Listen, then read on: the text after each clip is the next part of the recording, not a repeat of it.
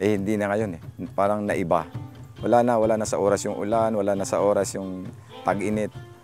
Hindi na normal yung init, hindi na normal yung lamig. Kaya yung mga pananim natin medyo wala na sa ayos. Kung hindi natin sasimulan doon sa baba. Diba? Yun ang ano ko, malaki talagang problema yung climate change. Kaya gusto kong tumulong at yung inusa ay open. Wala na sa ayos. Malaking problema yan para sa pagsasaka, siyempre yung climate change. Kaya nga gusto ko rin na bukas tayo yung inusa.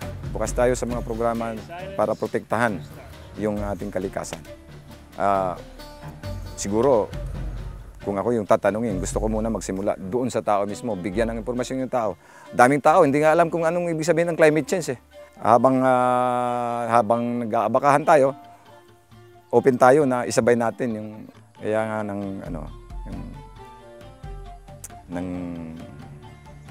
dumating yung EMG at ini-introduce yung restoration ng Abaca program na gusto ng EMG. Hindi tayo nagdalawang isip na tumulong. Kasi alam natin na yung Abaca, ang demand ng Abaca is ngayon ay malaki na sa buong mundo. Lalo na ngayon na sa ng climate change, sa ating environment protection, pwedeng pampalit yung Abaca sa plastic. Sa hektarya nating mga Abaca,